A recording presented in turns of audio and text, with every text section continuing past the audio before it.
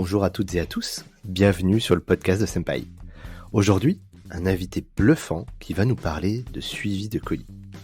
Oui, vous avez bien entendu, et ce sujet est beaucoup plus profond qu'il n'en a l'air. Saviez-vous que les demandes faites aux services clients chez les e-commerçants pouvaient atteindre jusqu'à 80% des questions formulées ? Que le critère de satisfaction qui vient juste après la qualité des produits, c'est l'expérience de livraison.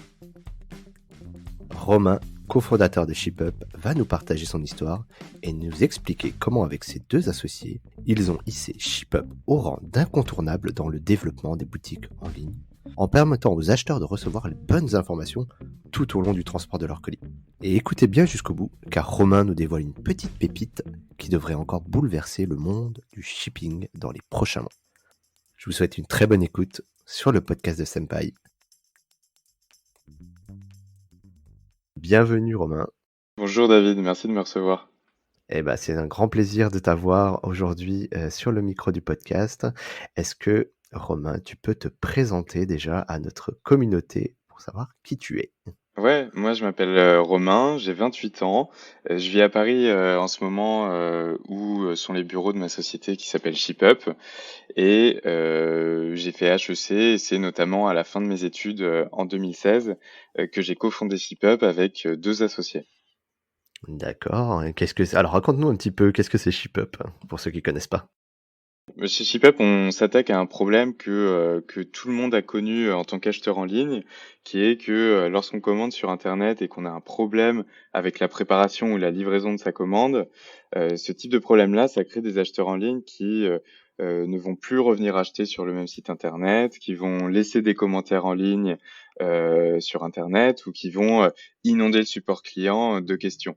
Donc c'est assez lourd à gérer pour nos e-commerçants. Et c'est aussi assez injuste pour eux parce qu'en général, la partie préparation et livraison, elle est gérée par leurs prestataires et même pas par eux-mêmes. Donc, ce qu'on fait, nous, pour aider nos e-commerçants sur toutes ces problématiques, c'est qu'on se connecte en temps réel à leurs entrepôts et à leurs transporteurs. Et dès qu'une commande est passée sur leur site, on va récolter toutes les données de suivi de cette commande pendant la phase de préparation, puis pendant la phase de livraison. Et on va analyser ces données pour détecter tous les moments importants dans la vie de la commande. Ça, c'est vraiment le moteur technique et data de ShipUp. Et ce moteur technique, il nous permet de commercialiser 3 produits aujourd'hui. Donc, on a un premier produit autour de l'expérience de l'acheteur en ligne, où là, nos marques, elles vont pouvoir, par exemple, bloquer les emails que les transporteurs envoient d'habitude aux destinataires et que tout le monde a déjà reçu sur sa boîte mail. Et pour remplacer ces emails, nos e-commerçants vont pouvoir envoyer leurs propres notifications de suivi. Et là, ils vont tout choisir. Ils choisissent à quel moment ils communiquent, par quel canal, avec quel design, avec quel wording. Comme ces notifications elles sont très ouvertes, ils peuvent aussi en profiter pour mettre des publicités dedans, un peu comme Amazon le fait déjà avec ses emails de suivi. Et D'accord. pour compléter cette expérience, on crée sur le site de nos e-commerçants leur propre page de suivi. Donc, on évite de renvoyer les clients vers le site de la Poste, par exemple, quand ils ont envie de savoir où en est leur commande. Et à l'inverse, on va les renvoyer vers le site de leur e-commerçant. Et ces pages de suivi-là, elles génèrent énormément de trafic. Et donc, là aussi, l'e-commerçant va pouvoir afficher d'autres contenus aux clients que simplement le suivi de sa commande. D'accord. Et Euh, tu travailles du coup avec tous les transporteurs. Donc là, tu as cité La Poste, le plus ouais, célèbre, tout bien à sûr, en fait. France. Et Aujourd'hui, on a intégré beaucoup de transporteurs. On a plus de 70 transporteurs sur la plateforme. ah Donc, oui. on couvre vraiment très bien le marché en Europe de l'Ouest et en Amérique du Nord. Et à chaque fois qu'on signe de nouveaux clients qui nous emmènent vers de nouveaux territoires, on va ajouter de nouveaux transporteurs régulièrement. Donc, année après année, on étoffe ce catalogue de transporteurs qu'on suit. Mais évidemment, avec 70 transporteurs, on couvre déjà tous les grands noms que les acheteurs en ligne rencontrent traditionnellement, que ce soit les postes nationales, ou des transporteurs internationaux comme UPS, FedEx, DHL. Ok, super intéressant, Romain. En tout cas, on va revenir un petit peu dans le podcast pour rentrer un peu en détail sur comment tu travailles, avec qui tu travailles. Et du coup, j'avais une question. ShipUp, ça existe depuis combien de temps ? Alors ShipUp, ça existe depuis octobre 2016, donc ça va bientôt faire 4 ans à la fin de cette année qu'on existe et que la boîte a été lancée. Et alors, du coup, vous êtes plusieurs, du coup, à avoir fondé ShipUp, cofondé en tout cas ShipUp. Tout à fait. À l'origine, j'ai lancé ce projet avec Terence, qui est un ami de HEC, que j'ai rencontré sur les bancs de l'école en 2012. Et à la fin de nos études en 2016, tous les deux, on a fait la connaissance de Quentin, qui lui était en train de finir Central Paris, donc qui lui est ingénieur, et Quentin, lui, est devenu notre CTO. Donc on a lancé ce projet tous les trois fin 2016 et on est toujours les trois mêmes associés aujourd'hui.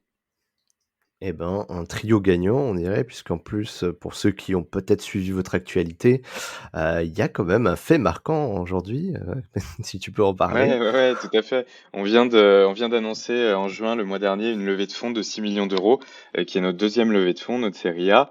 Et Félicitations. merci beaucoup.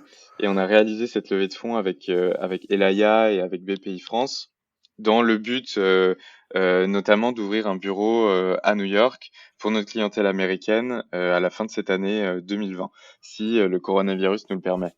Bien entendu. Et ben justement, ça me fait une transition toute trouvée, Romain, puisque on comprend que le sujet de la livraison, c'est un peu votre cœur de métier. Là, pour resituer en fonction de quand vous écoutez, cher auditeur, le podcast, on vient de sortir d'une grande période de confinement, hein. Donc, là, on est à plusieurs mois déjà du déconfinement et on n'est peut-être pas à l'abri d'un deuxième, hein, d'ailleurs, hein, Ouais, tout à qui fait. nous Ouais. guette. Ce qui pourrait être intéressant, c'est, de nous raconter un petit peu ton histoire par rapport à ces 2 mois de confinement total Ouais. et comment vous l'avez géré au sein de ShipUp? Parce que, on se l'est dit un petit peu en off, tout à l'heure, vous étiez en pleine période de levée de fonds Ouais, tout à fait. et donc qu'est-ce que ça vous a chamboulé vous, chez ShipUp? Mais aussi forcément, chez les clients e-commerçants, comment ils se sont appuyés du coup sur la techno ShipUp pour, Ouais. essayer de sortir un peu de la tête de l'eau? Bah, d'un point de vue interne, il y a pas mal de choses qui ont changé. D'abord, on a été forcé, comme toutes les sociétés, à mettre en place le télétravail généralisé 5 jours par semaine, ce qui n'était pas dans notre culture auparavant. On donnait un petit peu de télétravail, mais on n'avait jamais poussé l'exercice aussi loin. Et Oui, parce donc, que vous on avez des a, bureaux à Paris. ouais, tout à fait. On a des bureaux à Paris et nos employés sont à Paris. Et donc, on a assez rapidement mis en place une politique de télétravail et ça a impliqué quelques changements chez nous. On s'est mis par exemple à faire des visioconférences par équipe 2 fois par jour pour vraiment avoir un suivi. Parce qu'en plus on a continué de recruter dans cette période, donc c'était encore plus difficile, je dirais, pour les nouveaux qui arrivent sans voir leurs collègues que pour les équipes qui étaient déjà en place et qui avaient déjà une certaine Bien logique sûr. de travail. Et on C'est est combien de aussi personnes juste, Aujourd'hui, chez PAP aujourd'hui? on est 27 chez ShipUp et pendant le confinement, on a fait venir 4 ou 5 personnes, donc un bon nombre de nouveaux venus. Et on est passé justement pour les aider eux et toute la boîte de manière générale à une culture de l'écrit. C'est-à-dire qu'on prenait déjà chez ShipUp l'idée que tout le monde devait tout écrire, que chaque meeting devait donner lieu à des notes qui étaient mises sur notre base de connaissances. Nous, on utilise Mmh. Notion. Donc toute la boîte peut accéder tous les employés peuvent accéder à toutes les connaissances de la société. Et je dirais que quand on était tous au bureau, les gens suivaient pas forcément strictement cette politique. Et quand le télétravail a été mis en place, on a vraiment réinsisté là-dessus, que chez ShipUp, tout doit absolument être écrit. Et ça fonctionne très bien. Et c'est hyper vertueux pour les nouveaux employés pendant le confinement ou maintenant, parce que bah, ils ont accès à cette grosse base de connaissances et simplement en faisant une recherche avec quelques mots-clés, dès qu'ils ont un point d'ignorance, bah, ils peuvent rapidement trouver des ressources qui ont déjà été écrites chez ShipUp sur le sujet. D'accord, super smart, hein. Par rapport à tes clients, du coup, comment ça s'est passé? Raconte-nous un petit peu, Ouais. ce raz-de-marée, comment vous avez, vécu ça? Ouais, tout à fait. Bah, d'abord, en externe, ce qui s'est passé, c'est que nous, on était en processus de levée de fonds qui avait commencé avant le confinement. Donc, quand le confinement a eu lieu, les acteurs avec lesquels on discutait ont un petit peu pris peur, comme tout le marché, et donc ont voulu regarder pendant quelques semaines comment évoluait notre clientèle et comment évoluait l'e-commerce. Et ils ont été totalement rassurés on a closé cette levée finalement pendant le confinement. Et en fait, ce qui s'est passé avec nos e-commerçants, c'est que on a suivi les chiffres de commandes. On a vu que les 2 dernières semaines de mars, il y a eu un petit moment de stupeur où les volumes ont légèrement baissé et on s'est dit que ça allait peut-être annoncer une tendance à la baisse qui nous serait pas très favorable évidemment.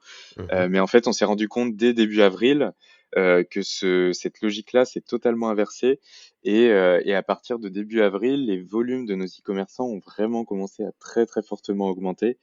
T'as Ça des é chiffres, par exemple, Ouais, tout à des fait. ratios à nous donner, hein? Tout à fait. Nous, on a sur les mois de mai et les mois de juin, nos e-commerçants ont expédié, en mai de l'ordre de, quasiment 50 de plus que 12 mois auparavant, que mois de mai 2019. Et en juin, on est quasiment sur les mêmes chiffres, un tout petit peu plus faible, mais on est plutôt de l'ordre de 45 d'augmentation par rapport à juin 2019. Donc ce qui est énorme parce que, dans l'e-commerce, en moyenne, on est plutôt sur une croissance annuelle de 10-12, qui est déjà très forte en soi pour une industrie. Nous, on a un panier de clients qui est plutôt jeune, plutôt des digital native brands, donc qui sont en général un peu meilleurs que l'e-commerçant moyen. Donc nous, on voyait plutôt une croissance de notre panier de clients de l'ordre de 20% annuel. Et là, Mmh. sur les mois de mai et juin, on est sur des croissances à 45-50% par rapport à l'année précédente, ce qui est Ah vraiment oui, énorme. tout secteur confondu, du coup. Tout à fait, tous secteurs confondus. Certains ont été un peu plus positivement impactés. C'est le cas des sociétés qui vendent des produits alimentaires, des produits pour bébés, des produits pour animaux de compagnie. Mais au global, tout de même, tout le monde a bénéficié de cet effet-là. Mais alors, est-ce que, du coup, pendant la crise, il y avait quand même le trafic des tout tout tout le business des transporteurs a été quand même très chahuté. Il y avait Ouais. quasiment très peu de transporteurs qui travaillaient et même les délais, étaient pas tenus. Comment est-ce que vous avez fait du coup pour, chez ShipUp, pour aider un petit peu vos clients? Comment ça Ouais. s'est passé ça? Alors nous, ce qu'on a fait, c'est qu'on a fait un monitoring des transporteurs pour savoir lesquels arrêtaient leur activité, lesquels continuaient avec une activité perturbée et lesquels continuaient avec une activité normale. Et donc très D'accord, donc tu savais régulièrement, exactement, ouais, lesquels parce que nous, étaient, on a toutes les données de suivi, donc on voit en fait, on voit ce qui se passe sur les différents réseaux des transporteurs, et donc on a pu très régulièrement informer nos clients de ce qui se passait. Et ce qui est vrai dans l'e-commerce aujourd'hui, c'est que la plupart des e-commerçants ont au moins 2, 3 transporteurs, et certains gros e-commerçants vont en avoir 10, 15, 20. Donc ce qui s'est passé de manière assez agile chez nos e-commerçants, c'est qu'ils ont basculé des flux qui d'habitude passaient chez certains transporteurs qui là arrêtaient leurs activités mmh vers d'autres transporteurs. Parfois, et même souvent vers des transporteurs plus premium, plus chers, mais pourtant nos e-commerçants n'ont pas augmenté leurs frais de port parce que, d'accord, pour bah, ils se assurer sont le service. adaptés. Tout à fait, ouais. Et du coup, est-ce que tu as constaté, un allongement? Parce que là, c'est toujours Ouais. le sujet, parce que quand on promet sur un site internet, livré en 24 heures, 48 heures, 72 heures, globalement, comment vous avez observé, vous, ce délai de livraison sur cette Ouais, tout à période-là? fait. Il y a eu une augmentation des délais de livraison. Par contre, elle a été assez bien vécue du côté des acheteurs en ligne. Je pense qu'ils ont été compréhensifs et donc ils ont été probablement plus patients que d'habitude. Donc les délais ont augmenté, mais les services clients de nos marques ne nous ont pas indiqué que qu'ils étaient débordés par des clients furieux des retards. Je pense que les clients ont bien compris que la situation était exceptionnelle et que tant que leur colis allait être livré, même s'il avait un jour ou 2 de retard, ils pouvaient le tolérer. Oui, parce que, ce que tu disais en introduction, c'est que vous aussi, côté ShipUp, vous évaluez la satisfaction sur ce sujet-là. Et donc Ouais, là, ce que tu me tout à dis, c'est fait. que vous n'avez pas constaté de baisse, globale sur la satisfaction du shipping, pendant cette période-là, bien au contraire même, Les clients étaient compréhensifs, ils ont commandé, plus que d'habitude. Donc certains ont commandé sur des sites sur lesquels ils n'avaient pas forcément d'avis, préconçus, donc pour la première fois. On a aussi des consommateurs qui, pour certains types d'achats, se sont tournés pour la première fois vers l'e-commerce, pour des produits qu'ils n'avaient jamais achetés sur internet auparavant. Mais la satisfaction est restée très bonne, et les e-commerçants qui ont su se démarquer par un support client, humain et réactif et rassurant et chaleureux, ont justement vraiment marqué des points dans cette période-là. d'accord. Eh bah, super intéressant Romain, merci pour, ce partage. Je pense que c'est un peu la le back office de ce qui s'est passé. En tout cas, vous avez été là et vous avez été présent pour les clients qui ont dû subir aussi cette crise-là et moi, j'avais envie de revenir sur un point pendant que j'étais au micro du podcast. C'est peut-être revenir sur, bah, justement, ShipUp s'adresse à qui? Est-ce que, du coup, tu parles de e-commerce? Est-ce que Mmh. toute taille de e-commerce, est intéressée par ShipUp? Et jusqu'à quelle taille d'entreprise vous Ouais. accompagnez aujourd'hui vos clients? Alors la problématique qu'on résout, ce qui est intéressant, c'est qu'elle est vraiment hyper universelle dans les commerces. C'est-à-dire que dans notre portefeuille de clients, on a vraiment tous les secteurs.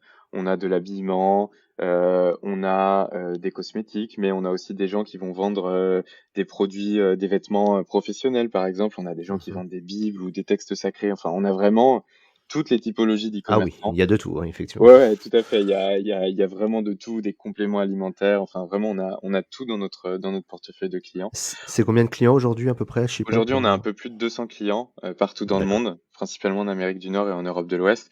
Et justement, ce qu'on voit, c'est que cette problématique qu'on résout, elle est aussi hyper internationale. Elle n'est pas spécifique à un marché européen ou à l'Europe, parce que nous, on voit qu'on arrive à vendre notre solution depuis Paris à des clients, par exemple au Canada et aux États-Unis, et notre produit résout bien cette même pain que nos clients européens ont.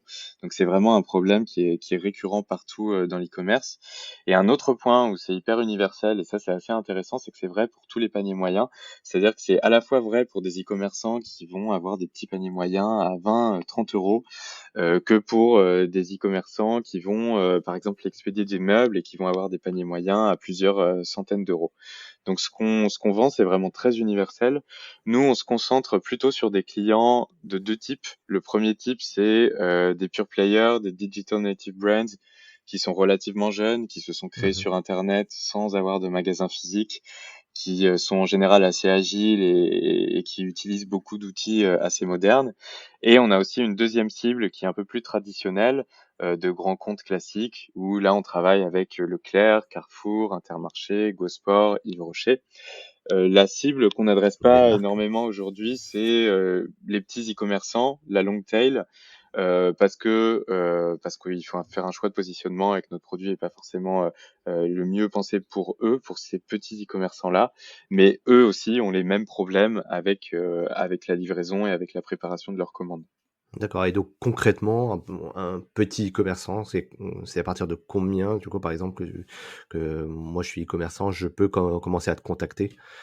Alors C'est nous, quoi on va la règle? regarder, on aime bien regarder des e-commerçants qui commencent à partir de, on va dire, qui font à partir de 2000 commandes par mois, mais on a dans nos clients des e-commerçants qui sont plus petits, et s'ils sont prêts à passer un peu de temps et à réfléchir à leur expérience client, même s'ils sont plus petits, on sera vraiment ravis de les aider sur ces sujets. Mais on va dire que de manière un peu plus classique, ouais, c'est à partir de 3000 commandes par mois où les e-commerçants atteignent une certaine taille et ils commencent à avoir du budget et du temps à consacrer à ces questions d'expérience de l'acheteur en ligne. D'accord, parce que c'est votre modèle est basé sur le volume, c'est ça? Ouais, tout à fait. Nous, on envoie des factures mensuelles à nos clients qui vont dépendre du volume de colis qu'ils expédient. Donc, ça suit leur saisonnalité, hein. Si l'e-commerçant fait un petit mois de février, ce qui est classique, bah, forcément, il va payer moins ShipUp et ShipUp aura travaillé moins pour lui.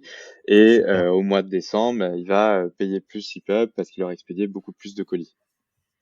Les fêtes de Noël, bien Tout à entendu. fait, tout à fait. Et d'ailleurs, ça me fait penser à quelque chose quand tu parlais de pure player e-commerce sans retail. Est-ce que, tout ce qui est click and collect, drive to store, est-ce que vous Ouais. assurez ce genre de suivi aussi? Ouais, tout à fait. On travaille avec pas mal d'enseignes en click and collect, notamment Leclerc, notamment Chantel aussi en lingerie.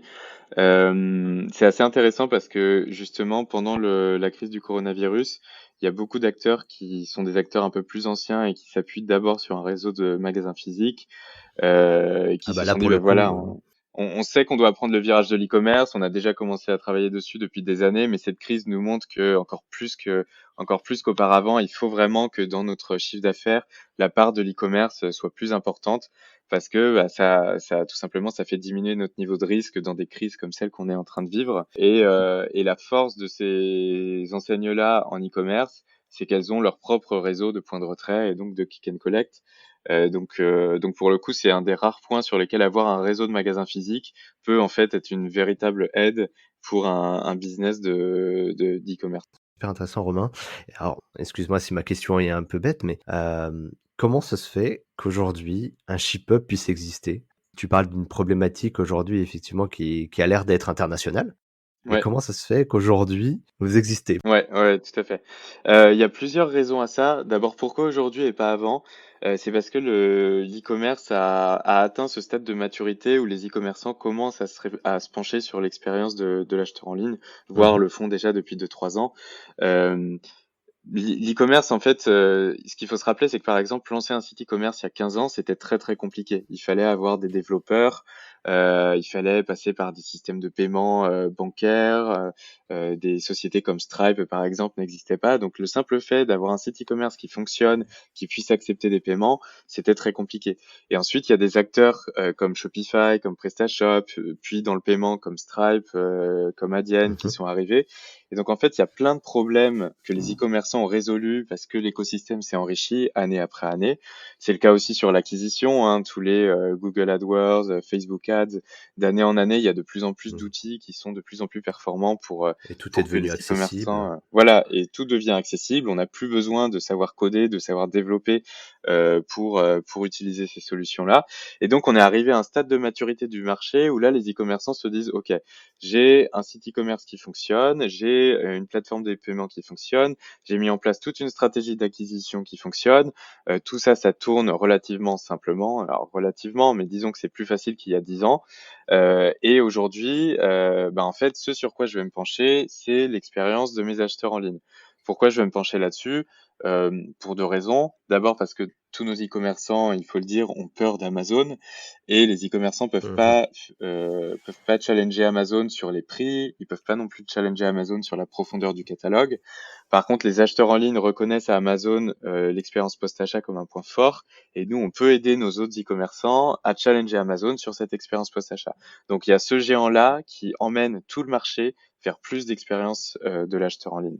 D'accord. Et Euh, post-achat, tu entends livraison, suivi de livraison, Tout à fait, service suivi de client. livraison, suivi de livraison, service client, proactivité du service client quand vous avez un problème, toute l'adaptation du parcours en fonction de l'historique d'achat que vous avez avec tel acteur. Tout à fait. Donc ça, ces questions-là, c'est vraiment Amazon qui les met sur le devant de la scène. Et ce qu'on voit aussi, c'est que on parlait d'acquisition tout à l'heure. Aujourd'hui, un des problèmes que rencontrent beaucoup d'e-commerçants, c'est que leurs budgets d'acquisition sont devenus énormes parce qu'il y a énormément de compétition. Donc forcément, comme Facebook Ads ou Google AdWords fonctionnent sur un système d'enchères, bah, les prix d'acquisition augmentent.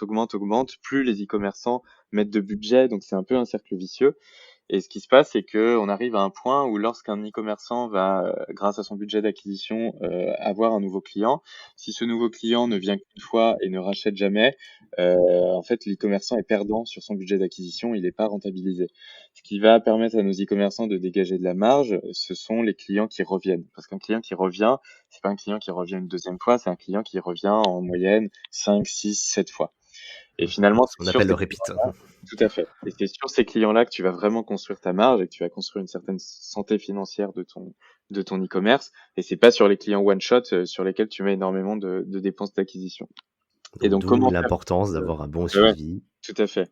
Comment une belle faire pour que les satisfaction. clients reviennent et qu'ils soient plus fidèles? Et ben, c'est leur offrir une expérience post-achat dont ils se rappellent et qui vont leur donner envie de recommander dans 3 mois, 6 mois, 1 an, 2 ans.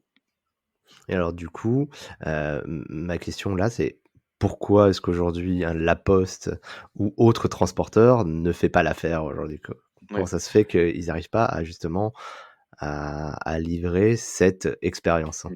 Alors, ce qu'il faut savoir, c'est que, par exemple, en ce qui concerne les systèmes de suivi, il y a aucun standard internationaux. Donc chaque D'accord. transporteur a créé son propre système de suivi, totalement maison. Donc nous, aujourd'hui, on couvre 70 transporteurs. La première difficulté, c'est comment est-ce qu'on va accéder à ces données? Certains transporteurs vont avoir des API publics, d'autres des API privés, d'autres des web services, d'autres vont faire des dépôts de données, en FTP. La manière d'accéder à ces données, elle est variable d'un transporteur à l'autre. Il y a aussi un enjeu de la structure des données, parce que par exemple chez UPS, tu vas pouvoir avoir 400 scans de suivi différents, alors que chez un Mondial Relais, on n'a qu'une quinzaine. Donc les Ah ouais. informations, elles sont très hétérogènes d'un transporteur à l'autre. Et puis il y a une dernière difficulté qui est la qualité de ces données en elles-mêmes, puisque ces données, elles sont générées souvent par des livreurs, des opérateurs humains sur le terrain, et ces gens-là, ils font des erreurs, ils font des doublons. Donc quand tu regardes les données d'un colis, bien souvent, tu trouves des trucs complètement illogiques où on a l'impression que le colis a été livré 3 fois, qu'il y a eu plusieurs tentatives de livraison échouées à des moments incohérents. Donc il y a aussi un enjeu de la qualité de données. Donc ces systèmes de suivi que les transporteurs ont construits, En fait, ils les Ils ont ont des failles. construits, ils ont des failles et ils sont aussi très lourds. Ils se sont construits sur une infrastructure où à l'origine, bah, les transporteurs, c'était des transporteurs nationaux qui envoyaient des lettres. Puis ils se sont mis au colis. Puis quand l'internet est arrivé, ils ont compris ils avaient un débouché dans l'e-commerce. Donc ces technologies, elles se sont peu à peu adaptées par rapport à des infrastructures existantes, à des nouveaux besoins. Mais ce qui fait que ces systèmes aujourd'hui chez les transporteurs, ils ont une énorme inertie. C'est-à-dire que si jamais un transporteur, en lançant un update de son système de suivi, casse quelque chose à un endroit, bah en fait, il casse une machine qui est extrêmement bien huilée, qui parfois va transporter, comme pour Colissimo en France, des dizaines de millions de colis par an. Donc forcément, c'est un peu difficile pour eux de faire évoluer ces systèmes de manière hyper innovante et rapide, parce que s'ils cassent le moindre truc, bah en fait, ils cassent une infrastructure qui est gigantesque. Et dès que les retards commencent à s'accumuler, dès qu'il y a un petit grain dans l'engrenage, bah en fait, très rapidement, ça devient des incidents qui deviennent graves, parce que par exemple, quand tu as un point de retrait dont les clients sont pas avertis que leur colis est arrivé, bah, ça veut dire que ce point de retrait, il va continuer à accepter des colis sans que les clients viennent les chercher. Donc à un moment, il va être plein. Donc les transporteurs vont aller livrer dans les points de retrait autour, qui eux aussi vont se remplir. Donc on voit en fait comment un problème de 24 ou 48 heures sur quelques points de retrait peut rapidement congestionner tout un réseau. Donc forcément, c'est assez difficile pour eux.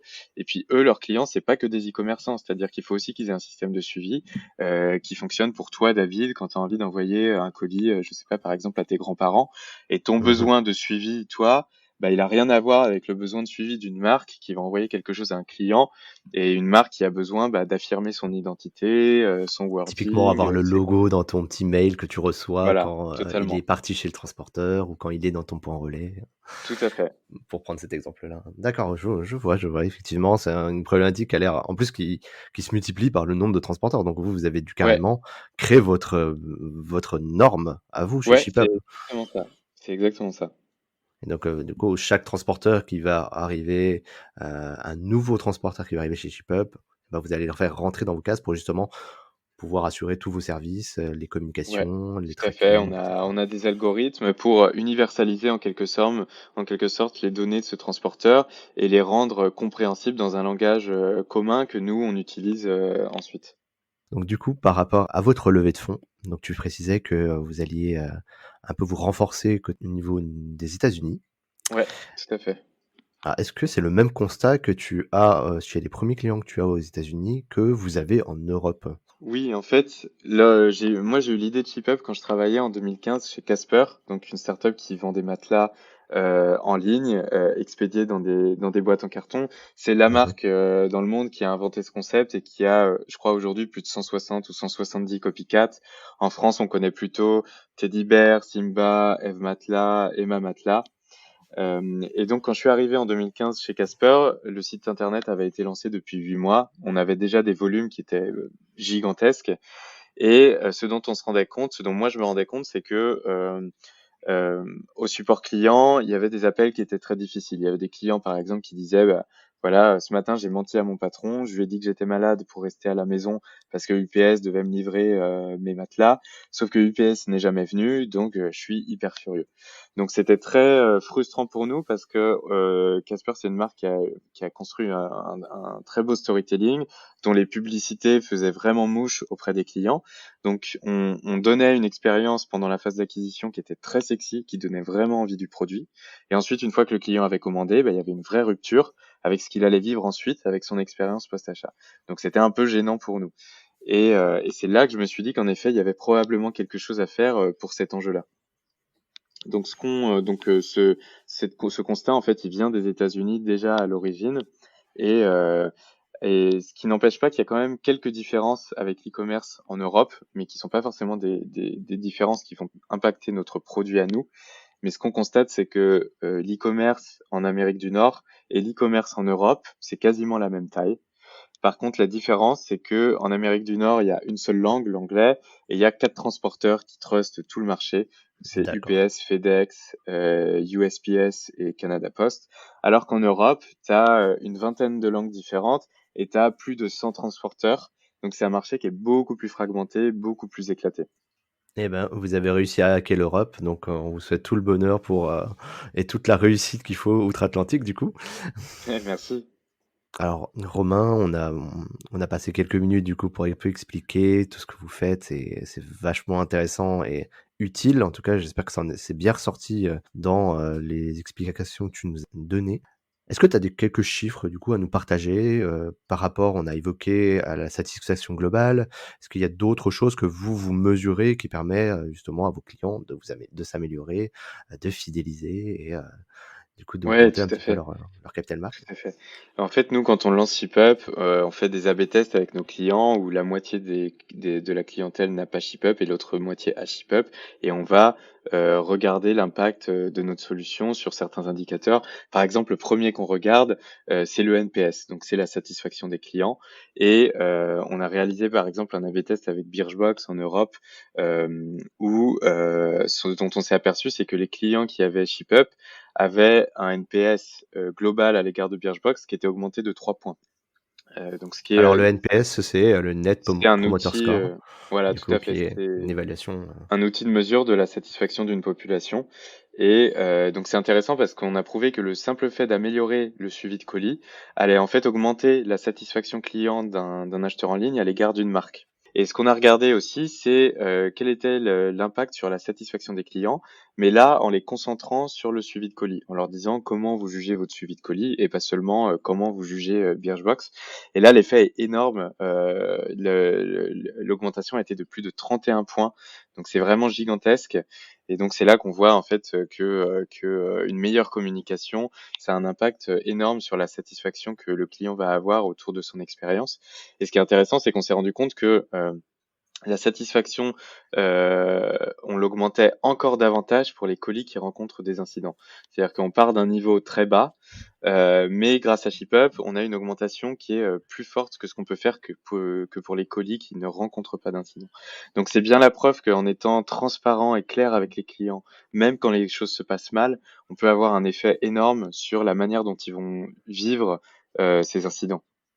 D'accord, même si la situation est mauvaise, vaut mieux le savoir Tout à fait. et vous arrivez à un petit peu à retourner un peu la situation, là où naturellement on se dirait: «Ben, ça va, détériorer un peu la vie et qu'on Ouais, a tout à vis-à-vis fait. de l'expérience», quoi. Ouais, c'est très intéressant et vous mesurez autre chose aussi ou? Oui, ce qu'on regarde, c'est l'évolution des taux de réachat. Alors là, c'est très variable d'un e-commerçant à l'autre parce que certains e-commerçants, avec des faibles paniers moyens, par exemple, ont des clients qui réachètent très souvent, tous les 3 à 6 mois, là où des e-commerçants qui vendent des meubles, par exemple, vont avoir moins de taux de réachat.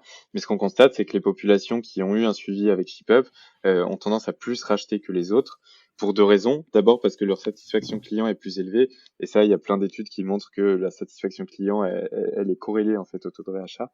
Et la deuxième raison, c'est qu'avec toutes les notifications et les pages de suivi qu'on leur envoie, bah, c'est aussi autant d'opportunités pour eux d'être exposés à du contenu, à des publicités qui vont susciter du réachat.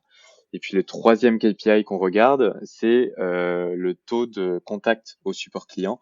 Et on constate en fait tout simplement une forte diminution du taux de contact au support client, notamment pour les tickets que tous les e-commerçants connaissent et qui inondent leur CRM, qui Où est est mon colis? où est mon colis, où est ma commande. Mmh. Et Le parfois, ça, chez classique. certains de nos e-commerçants, ça peut représenter jusqu'à 80% des demandes qu'ils vont recevoir. Donc Waouh! forcément, quand on commence à couper dans ces demandes-là, ça soulage vraiment les supports clients. Et globalement, tu arrives à faire baisser ce taux de contact sur ces questions-là en moyenne à Sur ces combien? questions-là, ça dépend des e-commerçants, mais parfois on arrive à pousser jusqu'à 40-50% de diminution. On divise par 2, quoi. Ouais, tout à fait. Eh ben, super impressionnant ces KPI. En tout cas, ça montre aussi une chose, c'est que c'est très utile et que vous maîtrisez votre sujet. Du coup, Romain, je te propose de conclure un petit peu cette discussion qui est très intéressante, en tout cas qui est tout à fait dans l'air du temps. La Covid nous l'a encore montré, ShipUp, et le suivi des colis est primordial, en tout cas dans l'activité des e-commerçants aujourd'hui, qu'ils soient nouveaux ou anciens.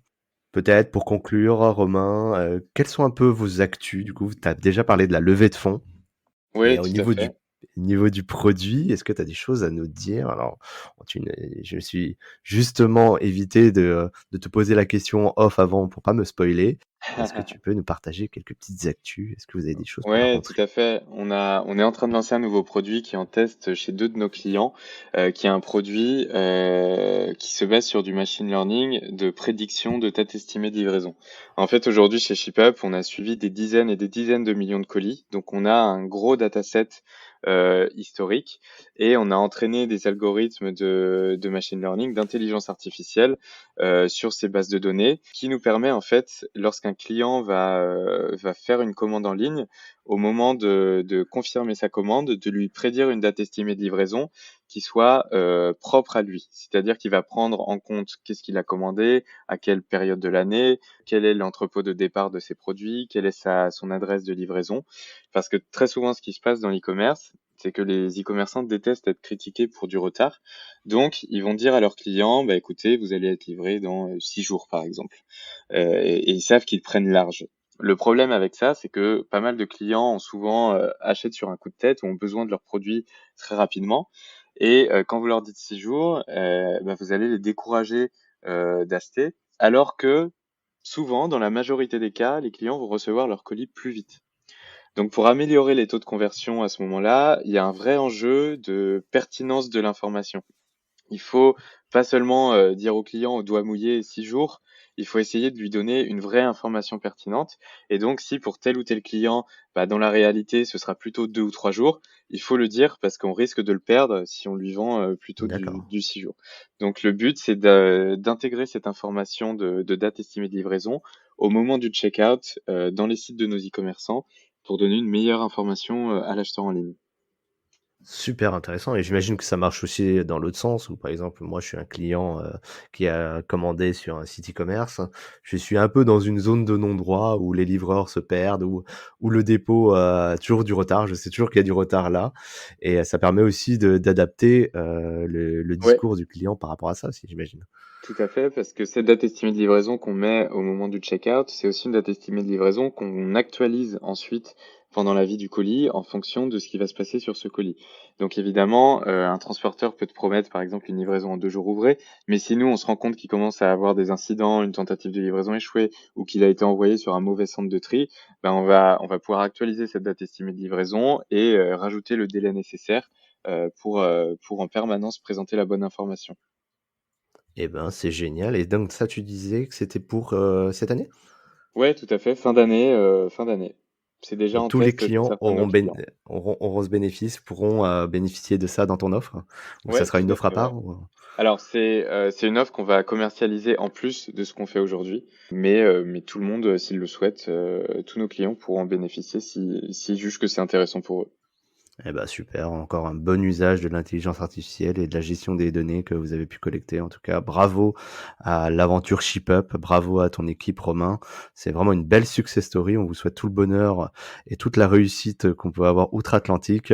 Et peut-être pour finir, comment est-ce qu'on peut te contacter ou contacter ShipUp? Est-ce que tu es sur les réseaux, toi, Romain? Oui, c'est très simple, on peut me contacter sur LinkedIn, hein, c'est Romain Ogiela, mais tout simplement, on peut écrire aussi à mon adresse email qui est romain@shipup.co. Ou directement sur notre site internet, on a un formulaire de contact ou de demande de démo. Et le petit chat qui va bien, j'imagine, aussi Et le pour chat, poser si vous avez des questions tout à sur. fait. Tout à fait. Il suffit d'aller sur notre site internet et d'écrire à notre chat. Eh bah, super. Bah, Romain, je mettrai toutes les informations dans la description du podcast si tu veux bien et Merci j'ai beaucoup. plus qu'à te remercier. Merci beaucoup Romain de ton intervention, c'était très clair, très fluide et encore une fois, je vous souhaite toute la réussite et félicitations pour votre levée de fonds. Merci David. Merci d'avoir écouté ce podcast et n'hésitez pas à vous abonner à la chaîne car de nouveaux épisodes arriveront très vite. Si vous avez des questions, nous vous donnons rendez-vous sur senpai.io et sur toutes les plateformes de réseaux sociaux. À très vite.